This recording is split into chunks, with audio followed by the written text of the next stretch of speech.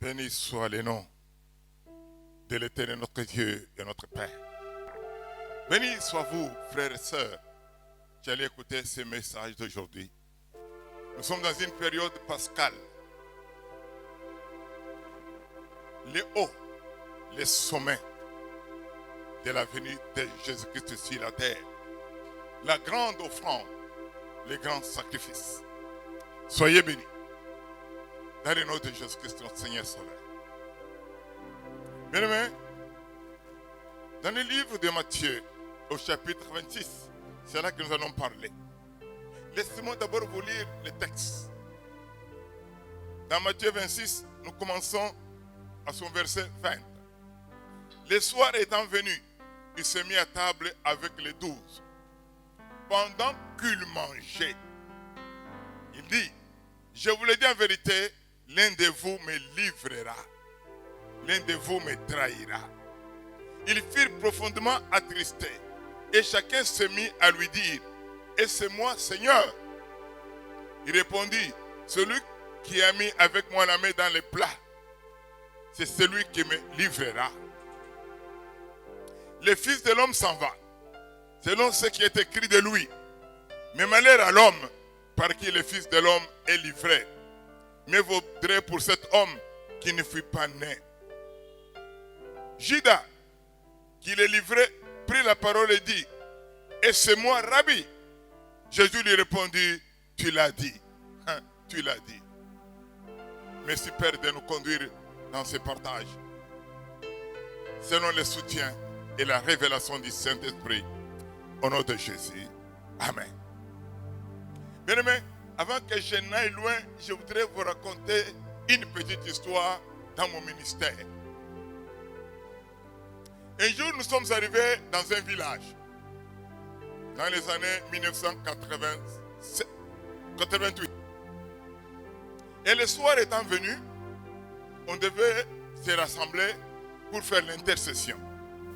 Et voilà qu'une maman, amenant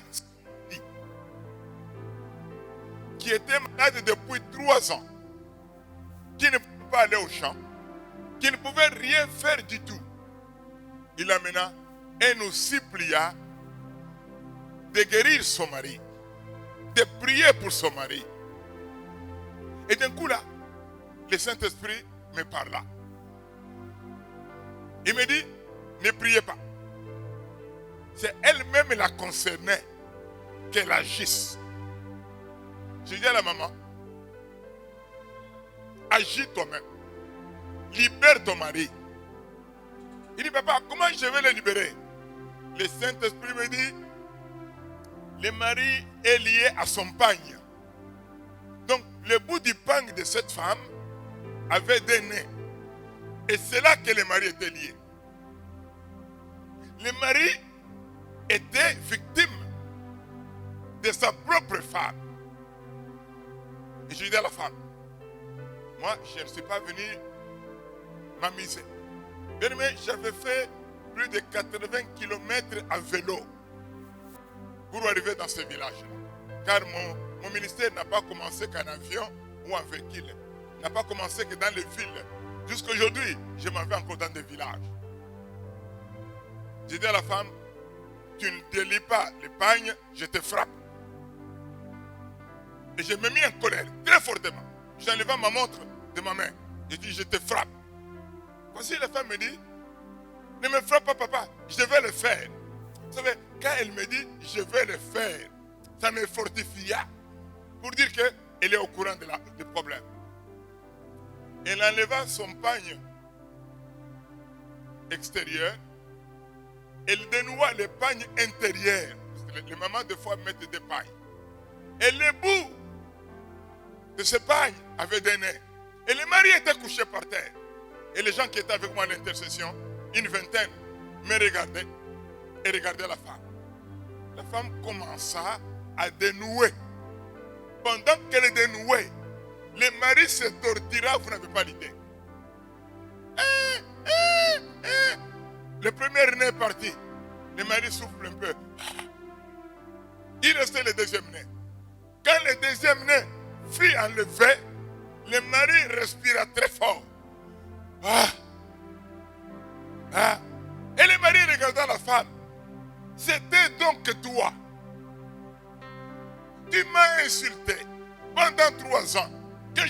rien faire, que j'étais un paresseux, que tu étais là pour me nourrir, pour me laver et pour me nettoyer. Mais c'était toi-même l'auteur de ma souffrance.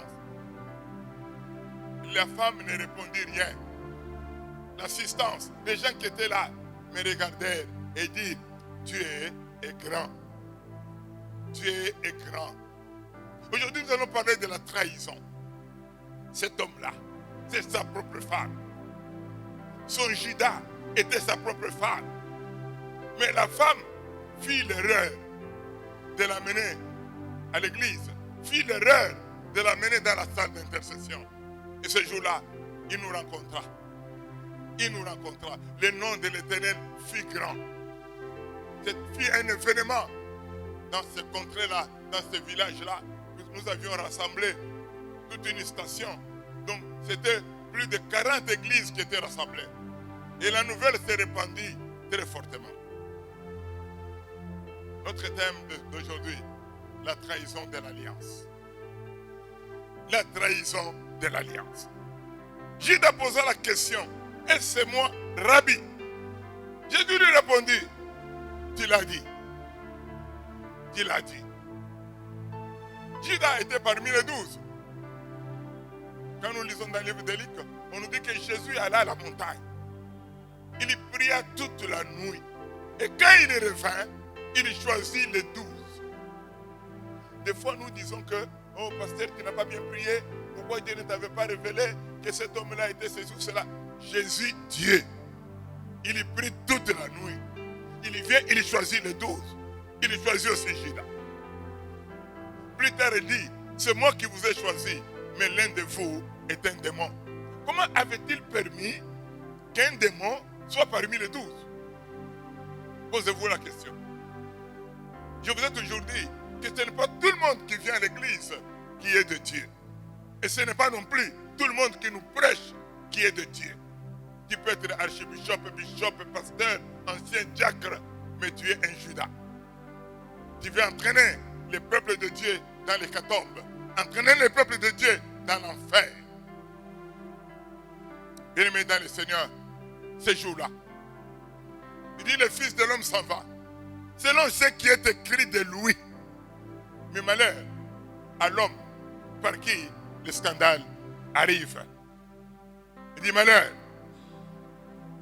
Puisque Dieu a dit quoi? Dans le même chapitre 26 là, au verset 31.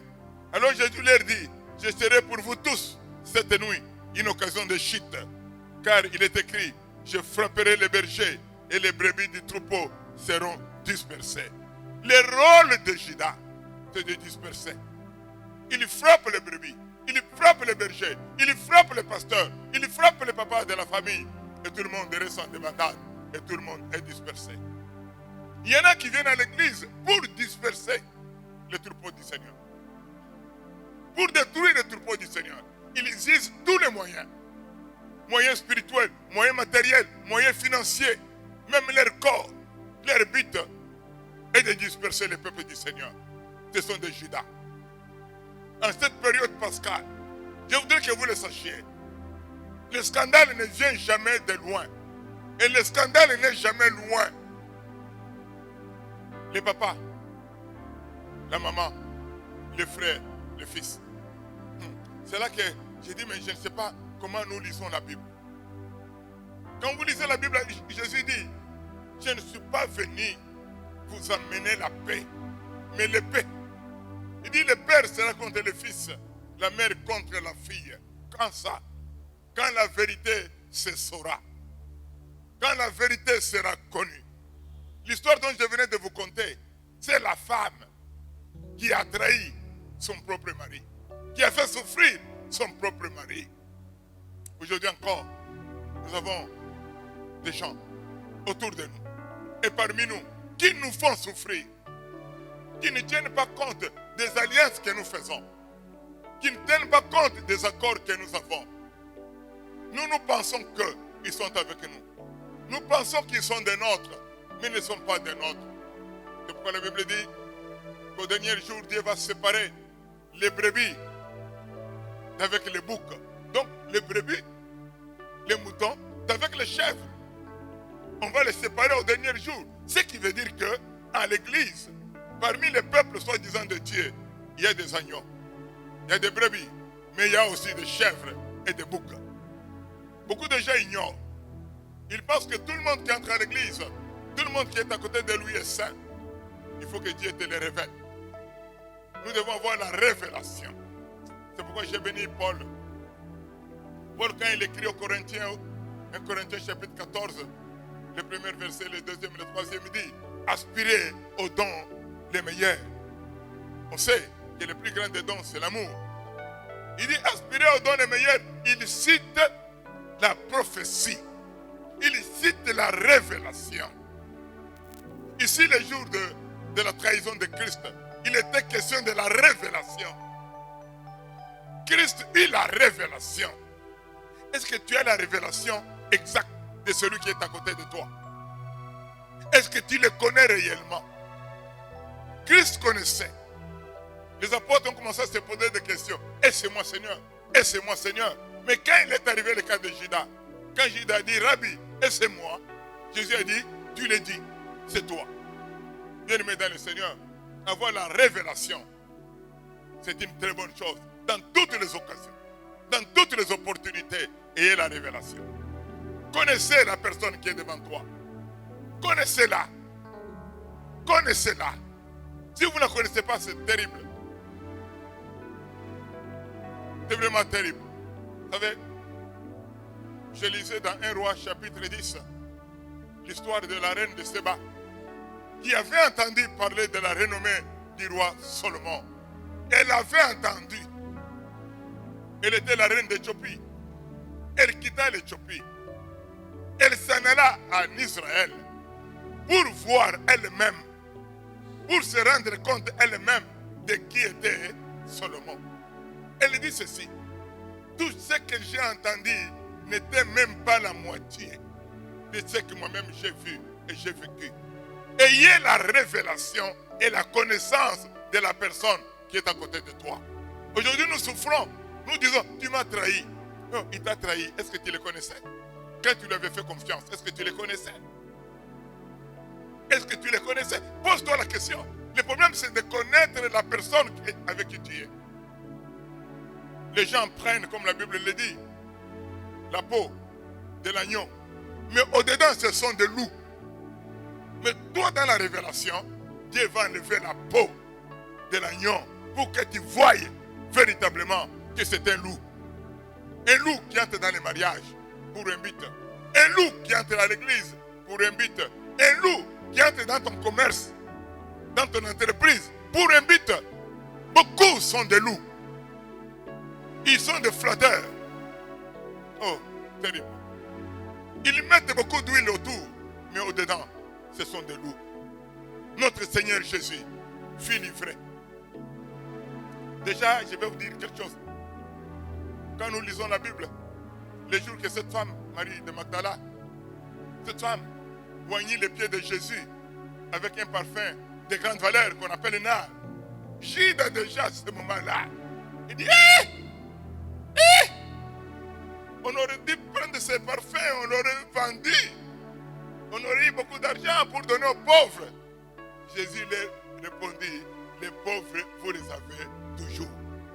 Il y avait déjà une sorte de cupidité, d'amour d'argent dans cet apôtre-là.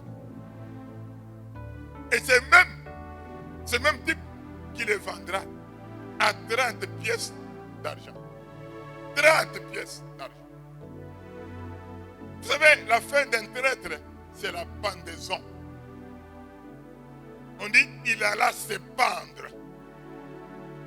Il y a encore un autre signe par lequel on reconnaît le traître. Jésus répondit à Judas dans le jardin de Gethsemane. Il dit, c'est par un bisou que tu livres le Fils de l'homme. Par un bisou. Bien aimé, les traîtres donnent beaucoup de bisous. Beaucoup de bises. Mais aujourd'hui, avec le corona, on dit même les bises n'existent plus. Les mains même n'existent pas. Par un bisou, on te montre une tendresse. On te montre qu'il y a de l'amour pendant que c'est une trahison. C'est par le bisou que tu livres le Fils de l'homme. Bien-aimé dans le Seigneur, Si vous voulez vivre heureux, connaissons les gens qui sont autour de nous. C'est très important, je vous le dis. Connaissons les gens qui sont autour de nous. Car parmi nous, il y a beaucoup de Judas. Et même toi-même, je voudrais que tu fasses attention. Ne trahis pas l'alliance que tu as avec Dieu. Ne trahis pas l'alliance que tu as avec ta femme, que tu as avec ton mari, tes parents. Ne trahis pas l'alliance que tu as fait avec tes amis, dans l'église ou à l'extérieur. Ne trahis pas ça. Ça amoindrit ta vie. Quand on commence à te dire, celui-là c'est un traître, celui-là il n'est pas bon, tu es foutu. Ce sont de telles personnes. Au jour du malheur, ils invoquent l'Éternel. L'Éternel ne répond pas. Au jour du malheur, il vous dit, invoquez-moi et je vous répondrai. Mais Dieu ne répond pas. Dans Zacharie, il dit quoi? Quand je t'appelais, tu ne répondais pas. Maintenant, quand tu appelles, je ne réponds pas. Dieu ne répond pas aux traîtres. Regardez ce qui est arrivé à ceux qui avaient trahi Daniel. Et même on finit dans la fosse aux lions. Je voudrais terminer pour vous dire, pour nous c'est la Pâque. Pour nous c'est la Pâque. Restons calmes. Christ est vivant. On nous a dit de faire la Pâque d'une façon perpétuelle. Aujourd'hui, avec la fermeture des églises, la Pâque c'est chez nous dans nos maisons. Car le sang avait été mis sur les linteaux des maisons à Goshen, en Égypte. Et l'ange de la mort n'était pas entré. Priez que le sang de Christ soit sur votre front. Priez pour que le sang de Christ soit sur votre maison. Et vous-même à la maison, faites votre Sainte Seine. Et enseignez aux enfants, enseignez aux autres, ne trahissez pas l'alliance. Ne trahissez pas l'alliance. Je sais qu'en Israël, j'ai vu ça à la télévision hier, pour Tel Aviv, les Juifs, les très forts là, on a dit, vous ne fêterez pas ensemble. Chacun doit fêter chez lui. Ça les a beaucoup attristés. Bien-aimés dans le Seigneur, je voudrais que tu vas fêter cette Pâque en te posant la question, ai-je déjà trahi quelqu'un? Ai-je été un traître pour quelqu'un? La traîtrise, c'est aussi quand vous mentez. Quand vous ne dites pas la vérité à quelqu'un. Quand vous lui donnez une autre apparence. Et que vous êtes une autre personne. Ça aussi c'est être traître. En droit on dit erreur de la personne. Erreur de la personne. Donc vous avez présenté d'autres critères. Mais au-dedans, on découvre que ce n'est pas ça. Et on dit en droit quoi? Moi, je m'étais marié sur base de ceci, de cela qu'on m'avait dit. Mais quand je suis allé découvrir, c'était autre chose. Et on posera la question. Pourquoi n'avais-tu pas donné la révélation? Ou pourquoi n'avais-tu pas expliqué la réalité? Oh, j'avais eu honte. Non, sinon il allait me refuser. Donc, tu t'es marié sur base de l'ignorance. Ça, c'est aussi la traîtrise. Je te recommande dans ces temps de Pâques de ne trahir personne. Et surtout de ne pas trahir Dieu. De ne pas vendre ton corps à l'argent. C'est aussi une traîtrise. L'adultère, l'impudicité, autres. À cause de l'argent, on trahit son Christ. À cause de l'argent, on réunit sa foi. À cause des biens matériels, on fuit. On fuit. Et on fuit. Béni soit Dieu. Je voudrais prier pour toi. Seigneur, faites que nous ne soyons jamais de Judas. Faites que nous ne trahissons jamais l'alliance que nous avons avec toi. Faites aussi que nous ne te vendions pas à coup d'argent. Car celui qui pêche, il est du diable. Que la paix du Seigneur, qui surpasse toute paix, soit avec toi. Au nom de Jésus. Amen.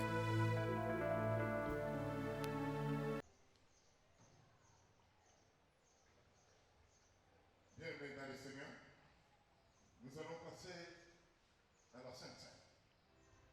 Cette scène pour laquelle vous devez prier, c'est cela qui se trouve chez vous. Sur votre état. Vous avez apprêté du secret, des biscuits. Et je vais prier.